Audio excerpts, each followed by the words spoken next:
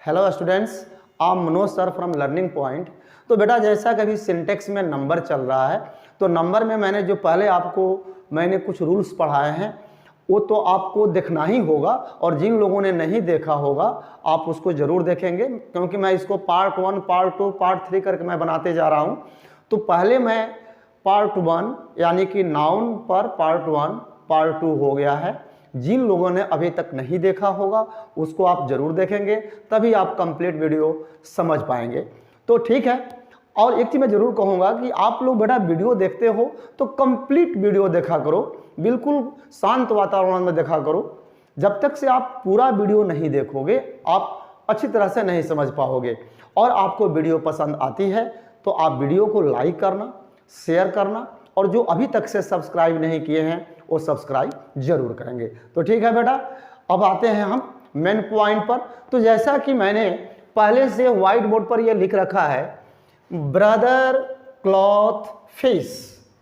Number में यानी आपको यह ध्यान देना होगा कि ब्रदर का दो तरह के नंबर में, जिसे मान लीजिए ब्रदर है तो ब्रदर का प्लूरल क्या होता है? ब्रदर्स होता है।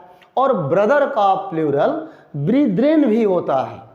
ब्रदर का प्लूरल ब्रदर्स और ब्रीद्रेन ये दोनों होते हैं। कब ब्रदर्स होगा कब ब्रीद्रेन होगा ये आपको जानना है। उसके बाद देखिए इसमें दिया गया है क्लॉथ। क्लॉथ मीन्स होता है कपड़ा। क्लॉथ का प्लूरल क्लोथ्स होता है। और क्लोथ्स, दोनों क्लोथ्स ही होंगे, लेकिन एक क्लॉथ में ES लगाने से प्लूरल बनता है और एक क्लॉथ में सिर्फ S लगाने से प्लूरल बन जाता है। तो किस प्रकार के कपड़ों के लिए हम क्लॉथ में सिर्फ S लगाएंगे तो प्लूरल हो जाएगा, और किस तरह के कपड़ों में ES लगाएंगे तो वो भी प्लूरल हो जाएगा। ये चीज आपको ध्यान से समझना होगा। अगला पॉइंट है फिश। फिश मीन्स होता है मछली। फिश का प्लूरल फिश भी होता है और फिश का प्लूरल फिशेस भी होता है। तो कब फिश का प्लूरल फिश ही रहेगा और कब फिश का प्लूरल फिशेस होगा, यही चीज आपको जानना। तो देखिए अब जैसे यहां पर दिया गया है ब्रदर, पहले हम ब्रदर के ऊपर चर्चा करते हैं।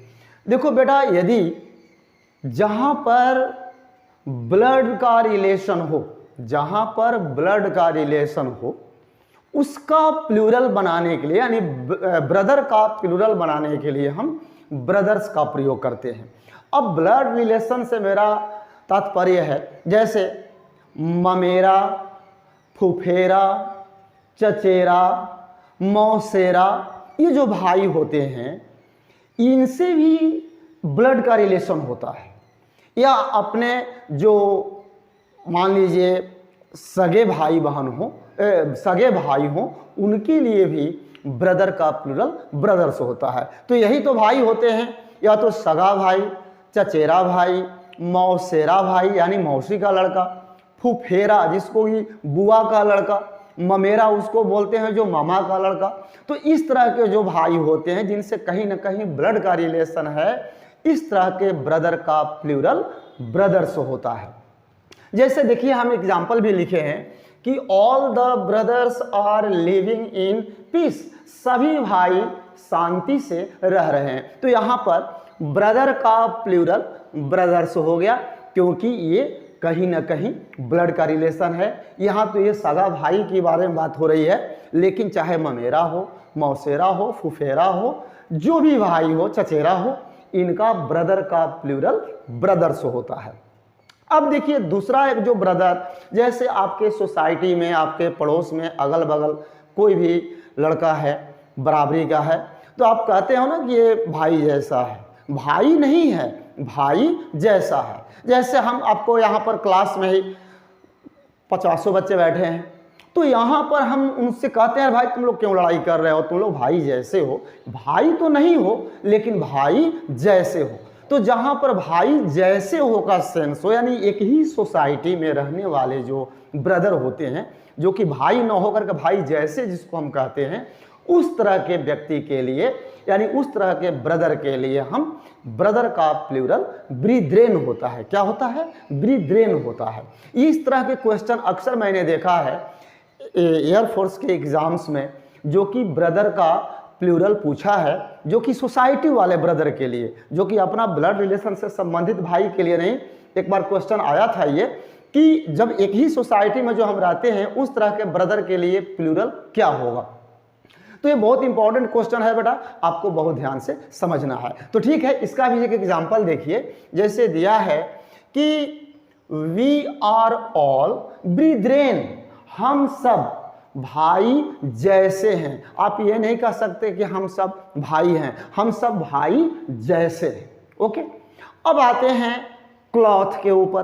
तो देखिए, क्लॉथ दो प्रकार के होते हैं, कपड़े। जैसे हम दुकान पर जाते हैं, रेडीमेड गारमेंट्स के दुकान पर, तो वहाँ पर ऑलरेडी जो कपड़ा होता है सिला होता है, तैयार कपड़ा होता है। नहीं, जैसे आप टी शर्ट है, जीन्स पैंट है, या तमाम कपड़े हैं, कितना नाम लें, तो जो कपड़ा ऑलरेडी सिला हुआ है, रेडीमेड गारमेंट्स समझ ही रहे होंगे आप, उस तरह के क्लॉथ को जब प्लूरल करना होगा तो उसमें आपको ES लगाना होगा। जो कपड़ा ऑलरेडी मतलब सिला हुआ है, रेडीमेड गारमेंट्स जो कपड़े होते हैं जो ऑलरेडी रेडीमेड होते हैं, मतलब पहले से ही बने होते हैं, उस तरह के कपड़ों के लिए हम प्लूरल बनाने के लिए ES का प्रयोग करेंगे। लेकिन जो वही दुकान में जाते हैं, थान वाला कपड़ा आप कटवा कर लेते हो, कहते हो भाई मुझे 2 मीटर कपड़ा काट दीजिए, 2.5 मीटर काट दीजिए, अपने हिसाब से जितना भी आप थान से जा कर के उसको कटवाते हैं, उस तरह के क्लॉथ के प्लूरल के लिए हम क्लॉथ में सिर्फ S का प्रयोग करते हैं। उसका भी एग्जाम्पल देखिए। जैसे दिया है, there are various clothes in the shop, there are various clothes in the shop. आप यहां ध्यान दीजिए, क्लॉथ में सिर्फ S लगा हुआ है। तो ये जो S लगा है, इससे स्पष्ट होता है कि ये कपड़ा थान वाले कपड़े की बात हो रही है। कहता है ना कि दुकान में अनेकों प्रकार के कपड़े हैं, तो यहां पर ये थान वाले कपड़े की बात हो रही है। दूसरा एग्जाम्पल देखिए, we wear warm clothes in winter, हम ठंडी के दिनों में गर्म कपड़े पहनते हैं। तो यहां पर देखिए क्लोथ्स का जो प्लूरल बनाया गया है ES लगा है। देखिए यहां पर सिर्फ S लगा है, लेकिन यहां पर ES लगा है, यानी इससे साबित होता है कि ये रेडीमेड गारमेंट्स की बात हो रही है। क्लियर है? अगला देखिए एग्जांपल, फिश। जब हम फिश का प्लूरल फिश भी होता है और फिश का प्लूरल फिशेस भी होता है। तो आपको समझना है कि ये कब क्यों ऐसा होता है।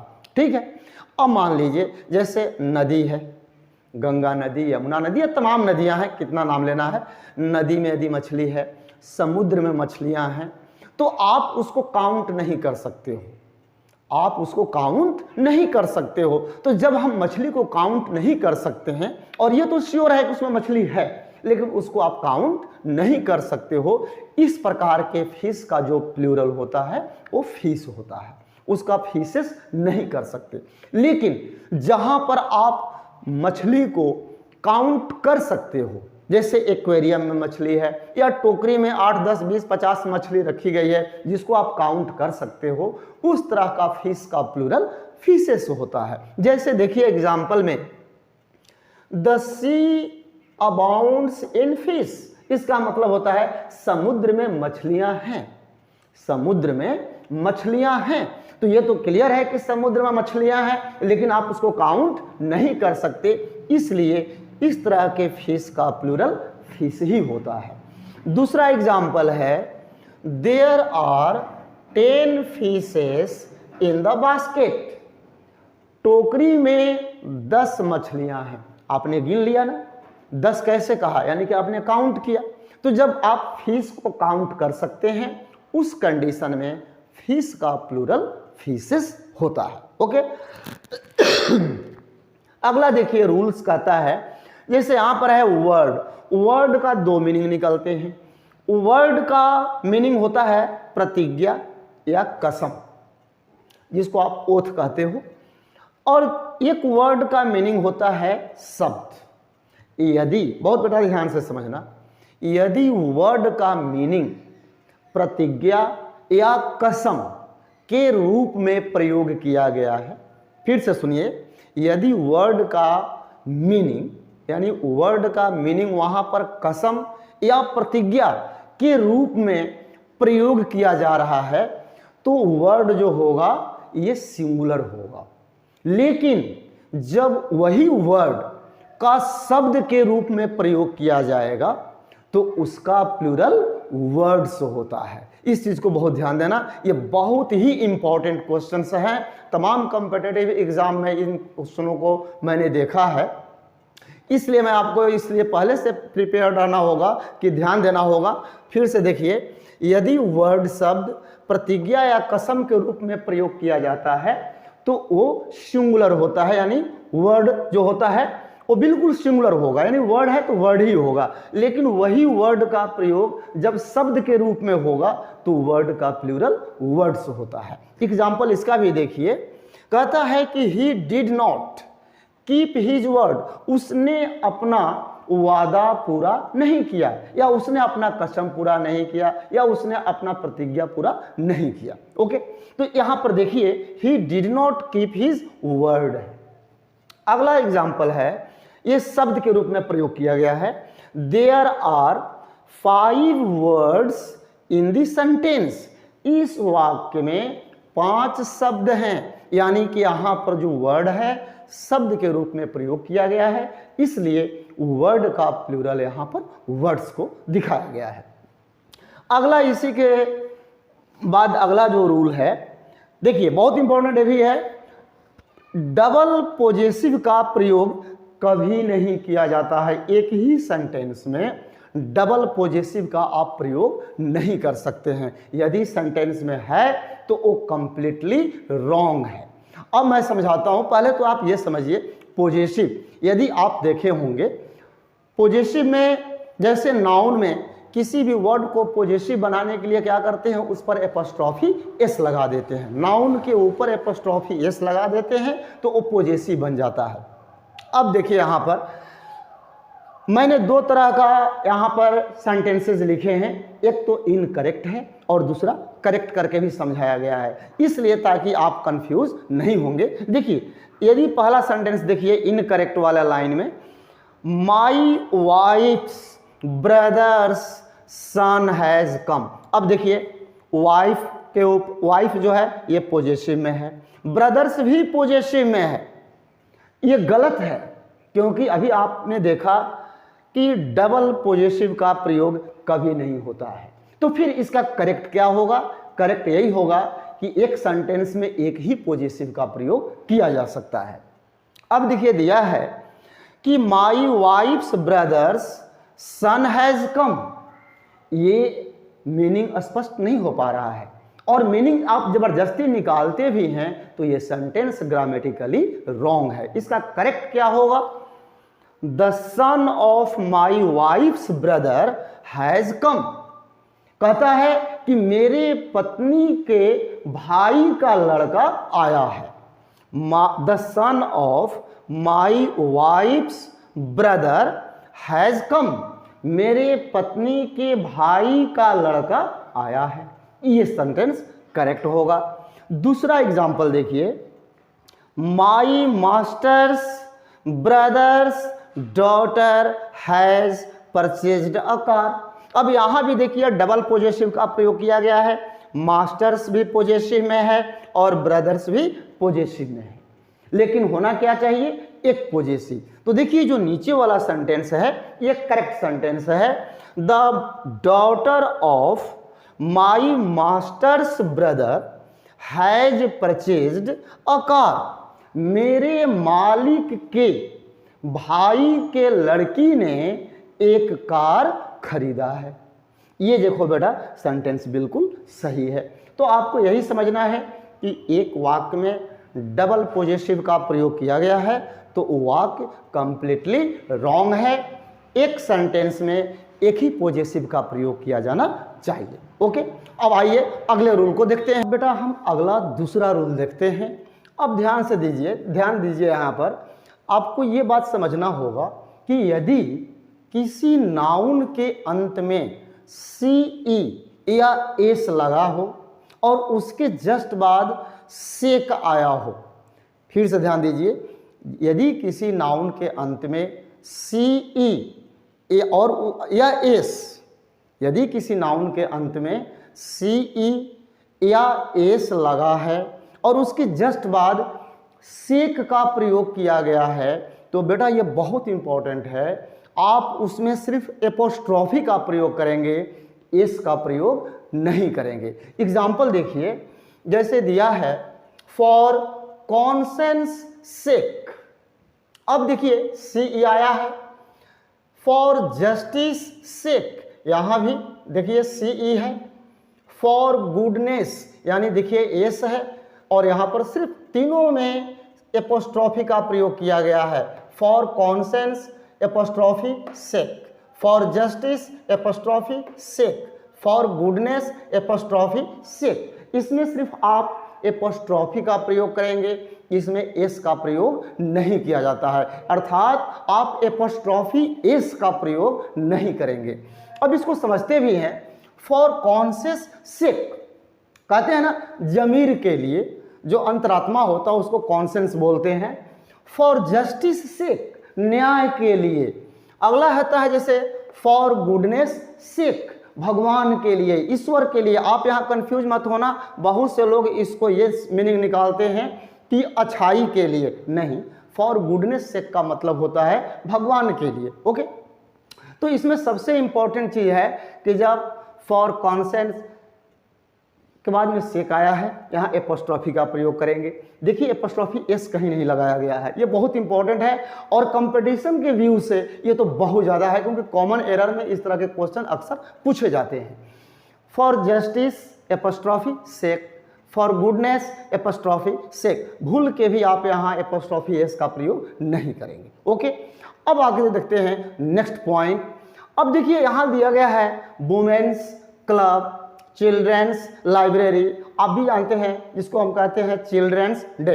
जब किसी पुरुष, स्त्री या बच्चों के लिए कोई नाउन प्लूरल में प्रयोग किया गया हो, यानी बहुवचन में प्रयोग किया गया है, तो उसमें हम एपोस्ट्रॉफी एस का प्रयोग करते हैं। अब जैसे यहाँ पर है वुमेन्स क्लब, महिलाओं का क्लब, चिल्ड्रेंस लाइब्रेरी, बच्चों का पुस्तकालय, यानी का के लिए यहाँ पर एपोस्ट्रॉफी एस का प्रयोग किया जाता है। तो यही ध्यान देना होगा, इनमें और इनमें बहुत अंतर है। यहाँ पर सिर्फ देखिए ऊपर वाले सेंटेंस में एपोस्ट्रॉफी का प्रयोग किया गया है, लेकिन जो नीचे के दो एग्जाम्पल दिए गए हैं यहाँ पर एपोस्ट्रॉफी एस का प्रयोग किया गया है। अब सबसे इंपॉर्टेंट आपको बेटा एक और रूल समझना है। देखिए पहले तो आप इस पॉइंट को समझिए, यदि कोई वस्तु साझेदारी की हो, यदि कोई वस्तु साझेदारी की हो, शेयर का हो, यानी मान लीजिए आपने कोई सामान खरीदा है, वो सिर्फ आप ही का नहीं है, उस पर दो आदमी का अधिकार है, तो इसमें सबसे बात यह समझना है कि कोई वस्तु एक हो और उसमें दो लोगों का शेयर हो, तो जो इसमें करना क्या होगा कि इसमें तो सिंगुलर वर्ब का प्रयोग होगा ही होगा, क्योंकि वस्तु एक है यानी सिंगुलर है, तो सिंगुलर के साथ में सिंगुलर सब्जेक्ट के साथ में सिंगुलर वर्ब का प्रयोग होता है, वो अलग मैटर है। यहाँ पर जो मैं आपको समझाने जा रहा हूँ, मान लीजिए कोई वस्तु है, वो शेयर का है यानी साझेदारी का है, हिस्सेदारी का है, उस पर दोनों का अधिकार है। तो जब एक ही वस्तु पर दोनों का अधिकार है, तो जो व्यक्ति या जो नाउन बाद में आएगा उसी के ऊपर हम एपोस्ट्रॉफी एस लगाते हैं। यहाँ मेन आपको समझना है एपोस्ट्रॉफी एस के बारे में। जब कोई वस्तु दो लोगों के बीच की साझेदारी की वस्तु हो, तो जो दो व्यक्ति में जो व्यक्ति का नाम लास्ट में आता है, बाद में आता है, उसी के ऊपर हम एपोस्ट्रॉफी एस का प्रयोग करेंगे। लेकिन यदि दो व्यक्ति है और दोनों व्यक्तियों का अलग अलग वस्तु है, उनका अलग किताब है, जैसे मान लीजिए मोहन का किताब अलग है और सोहन का किताब अलग है, तो दोनों का अपना अलग अलग किताब जब रहेगा तो वहाँ पर दोनों के नाम के ऊपर एपोस्ट्रॉफी एस का प्रयोग किया जाता है। यही बेटा समझाने का मेरा मेन मकसद है कि आप समझ लो कि जब एक वस्तु है और दो लोगों की साझेदारी है, तो जो लास्ट में व्यक्ति का नाम होगा उसी के ऊपर आप एपोस्ट्रोफी लगाओगे, एपोस्ट्रोफी एस लगाओगे। लेकिन मान लो कि दो व्यक्ति हैं और दोनों का अलग अलग वस्तु है, तो वो दोनों नाम के ऊपर एपोस्ट्रोफी एस लगाया जाता है। अब आप इसको एग्जाम्पल के माध्यम से समझिए। देखिए, Ram and Mohan's school is very near. अब देखिए, इसमें दो व्यक्ति है, राम और मोहन, लेकिन राम और मोहन दोनों का स्कूल जो है एक ही है। इस स्कूल पर उसी स्कूल का स्टूडेंट राम भी है और उसी स्कूल का स्टूडेंट मोहन भी है, यानी कि दोनों का स्कूल है, यानी दोनों का दावेदारी है उस पर, दोनों का स्कूल है। तो इस कंडीशन में देखिए, मोहन जो बाद में नाम आया है इसी के ऊपर एपोस्ट्रोफी एस का प्रयोग किया गया है, ये चीज समझना है। तो Ram and Mohan's school is very near, इसका अर्थ ये हुआ कि राम और मोहन का स्कूल बहुत नजदीक है। ब्रैकेट में भी देखिए मैंने समझाने के लिए लिख दिया है स्कूल दोनों का है, यानी स्कूल पर दोनों का अधिकार है, इसलिए लास्ट वाले जो नेम मोहन है इसी के ऊपर एपोस्ट्रोफी एस का प्रयोग किया जाएगा, लास्ट वाले नाम के ऊपर एपोस्ट्रोफी एस लगाया जाता है। दूसरा एग्जाम्पल है, Radha and Seema's book is new. अब देखिए, राधा और सीमा का बुक नई है। अब देखिए यहाँ पर बुक मतलब जो है इस पर दोनों का अधिकार है, राधा का भी है और सीमा का भी है, तो इसमें लास्ट नाम क्या आता है, सीमा। तो अंतिम वाले यानी बाद वाले नाम के ऊपर हम एपोस्ट्रोफी एस लगाते हैं। ब्रैकेट में यहाँ भी देखिए बुक दोनों का है। ओके, अब जो दो एग्जाम्पल आप समझेंगे, व्यक्ति भी अलग अलग होगा और दोनों का वस्तु भी अलग अलग होगा। तो इस कंडीशन में क्या होता है, अब देखिए, राम्स एंड मोहन्स। अब देखिए, राम के ऊपर भी एपोस्ट्रोफी एस लगा है, मोहन के ऊपर भी एपोस्ट्रोफी एस लगा है। क्यों लगा है, क्योंकि दोनों का जो वस्तु है अब अलग अलग है, अब शेयर का नहीं है। तो Ram's and Mohan's books are new, Ram और मोहन का किताब नया है। अब देखिए यहाँ पर और इस सेंटेंस में देखिए, क्योंकि स्कूल दोनों का एक था, यानी यहाँ पर सिंगुलर वर्ब इज का प्रयोग किया गया। दोनों का बुक भी एक था, इसलिए यहाँ भी जब एक बुक है एक स्कूल है तो सिंगुलर वर्ब भी लगेगा। दूसरे में देखिए, राम और मोहन का किताबें अलग अलग हैं, इसलिए यहाँ जो बुक्स प्लूरल है उसके साथ प्लूरल वर्ब आर का प्रयोग किया गया। ब्रैकेट में भी लिख दिए हैं बुक्स अलग अलग है, यानी दोनों इस शेयर का नहीं है। लास्ट एग्जाम्पल है, Reema's and Seema's dresses are costly. Reema और सीमा का पोशाकें कीमती है, महंगा है। तो देखिए, यानी कि रीमा का ड्रेस अलग है, सीमा का ड्रेस अलग है और दोनों क्या है, कॉस्टली हैं। तो देखिए यहाँ पर जो ड्रेसेस है क्यों हो गया, क्योंकि दो ड्रेस हो गए, रीमा का अलग है सीमा का अलग है, यानी ड्रेसेस यहाँ प्लूरल हो गया। जब प्लूरल हो गया तो इनके साथ भी यहाँ प्लूरल वर्ब आर का प्रयोग किया गया है। और ब्रैकेट में समझाने के लिए मैंने भी लिख दिया कि ड्रेसेस भी अलग अलग हैं। तो बेटा इस चीज़ को बहुत ध्यान से समझना है, क्योंकि जो सिंटेक्स है ये आपके इंग्लिश ग्रामर का, मैंने पहले भी कहा था, ये बैकबोन है। आप तमाम मैंने पूरा ग्रामर इसी सिंटेक्स में आपको मिलेगा। आप किसी भी कॉम्पिटिटिव एग्जाम में बैठते हो बेटा, तो आप निश्चित तौर पर कंफर्म अभी से हो लो, यदि तैयार नहीं हो तो तैयार हो जाओ, आपको सिंटेक्स से टकराना ही होगा। और यदि आप इस टॉपिक को अच्छी तरह से समझते हो, पढ़ते हो, तो आपका सिलेक्शन होने से कोई नहीं रोक सकता। तो चलिए इसी शुभकामना के साथ फिर मैं आपसे एक अगले न्यू वीडियो के साथ मिलूंगा। तब तक जय हिंद।